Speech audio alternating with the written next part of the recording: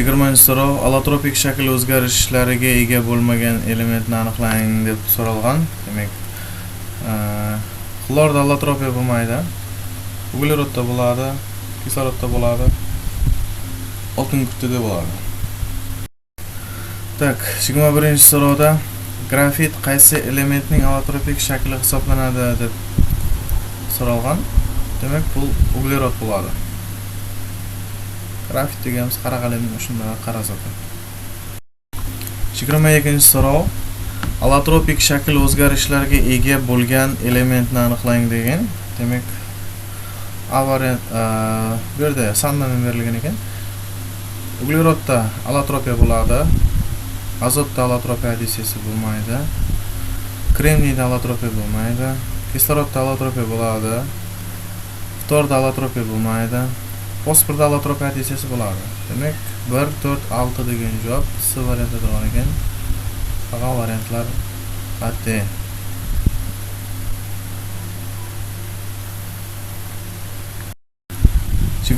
So'rov allotropik shakl o'zgarishlariga ega bo'lmagan elementni aniqlang deb so'ragan. Demak, allotropiya kuzatilmaydigan elementlar. Uglerodda allotropiya bo'ladi, azotda allotropiya bo'lmaydi, kremniyda allotropiya bo'lmaydi, kislorodda allotropiya bo'ladi, ftorda allotropiya bo'lmaydi, fosforda allotropiya bo'ladi. Demak, 2, 3, 5 javob bo'ladi ekan. 24-so'rov allotropik shakl o'zgarishlariga ega bo'lgan elementni aniqlang degan.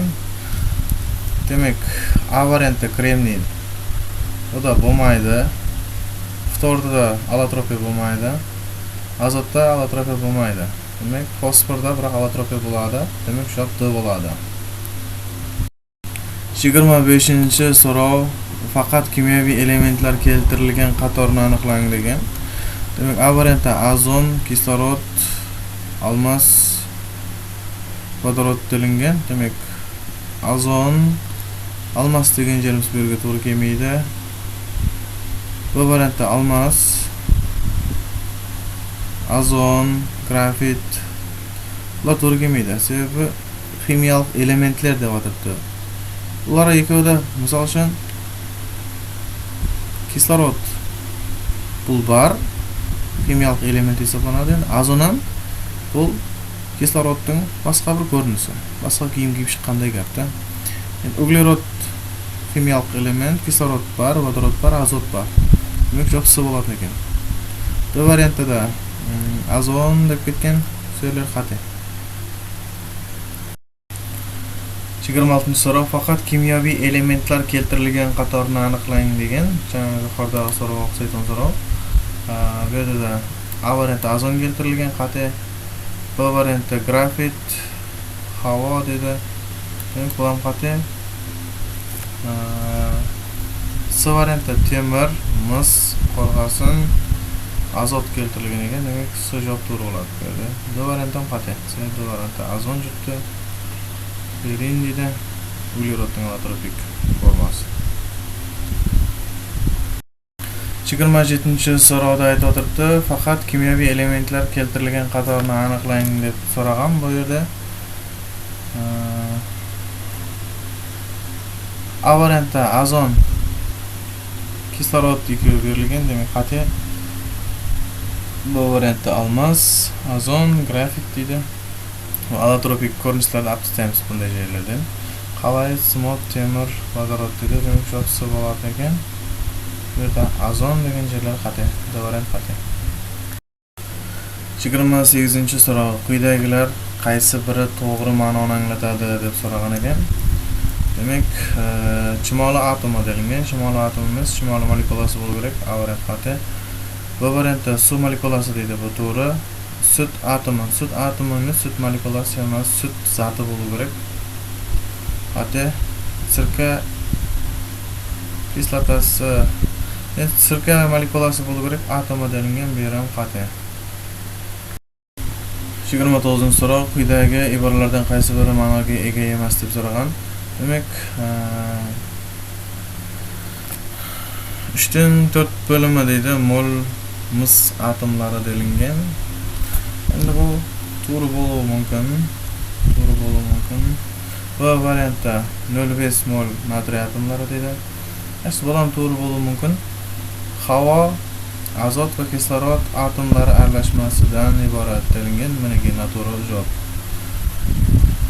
Atomlari aralashmasidan emas, molekulalar aralashmasidan desa to'g'ri bo'ladi. Demak, bizga ma'noga ega emas javobsi bo'ladi. 30-so'roq quyidagi iboralardan qaysi biri ma'noga ega emas deydi. Demak, qarayotgan bo'lsak, fluorin deydi. Fluorin kislorod allotropiyasi deilgan. Bir qaragandan sezsak bo'ladi bu yerda.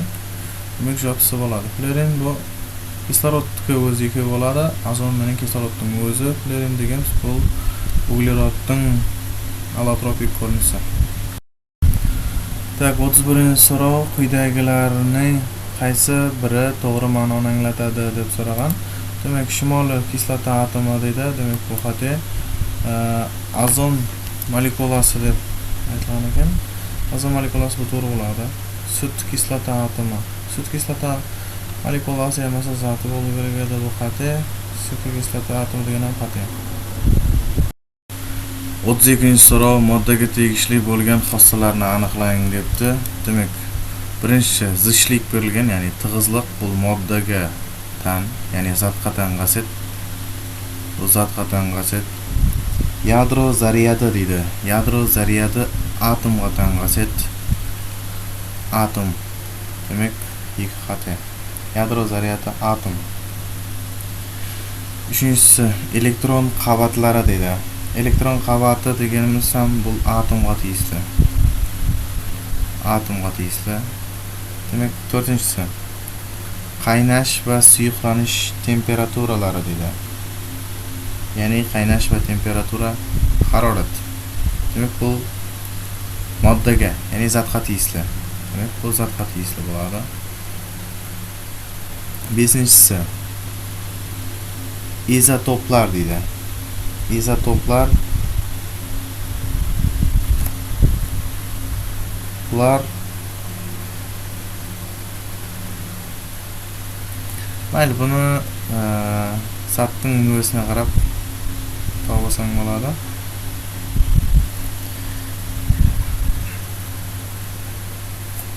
Elementga tegishli desak bo'ladi buni. Tak, rang bu zatlarda bo'ladi. Bu zatga tegishli. Atom massa o'zi atomini aytib o'tiribdi. Atom massasi. Tak, agregat holat deydi. Agregat holat bu zatlarda bo'ladi.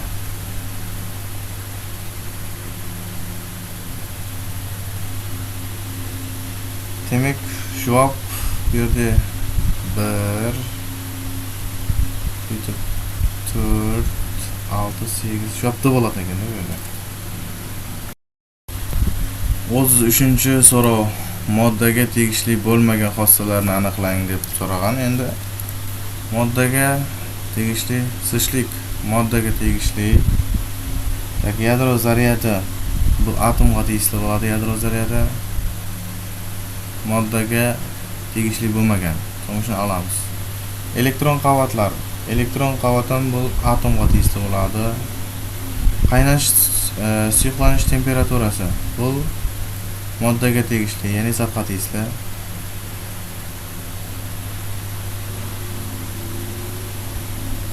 İzotoplar bular elementga tegishli desak bo'ladi. Buni olmasak bo'ladi. Rangni ololmaymiz. Rang bu zatga tegishli. Atom massa buni olsak bo'ladi. Agregat holatda ololmaymiz. Tak.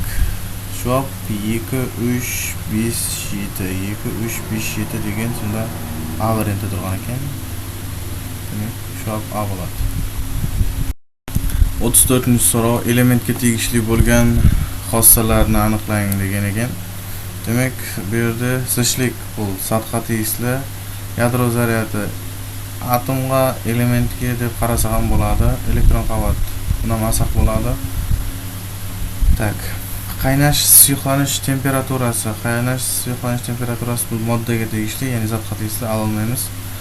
Izotoplarda olsak bo'ladi, rangni ololmaymiz, bu moddaga tegishli, izotga tegishli. Atom massasini olamiz. Elementning massasi, endi atom massasi farqi yo'q. Demak, agregat holat bu zotda bo'ladi, moddalarda.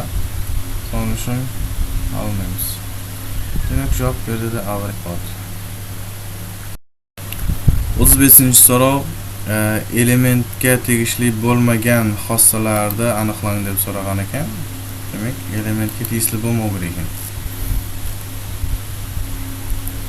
Tak, zishlik bu moddaga tegishli, so'ng uchun olamiz. Elementga yadro zaryadi atomga yagona tegishli, elektron qavatlar atomga. Demak, qaynash suyuqlanish temperaturasi elementga tegishli bo'lmagan, so'ng uchun olamiz. Tak, elementga tegishli, demak, izotoplarni ololmaymiz. Rang bu tegishli bo'lmagan. So'ng uchun olamiz. Atom massa buni ololmaymiz. Agregat holat. Demak, 1, 4, 6, 8 shopda bo'ladi. 36-so'rov, temir moddasiga tegishli bo'lgan xossalarni aniqlang debdi. Demak, zishlik temir moddasiga deb so'ralgan, shuning uchun moddaga tegishli javoblar olib ketamiz. Zishlik, qaynash temperaturasi, rang, agregat holat. Temir moddasiga tegishli bular. Demak, bular temir atomina, ya'ni elementga tegishli desa, bularni belgilasak bo'ladi. Demak, 1, 4, 6, 8 javobda bo'ladi.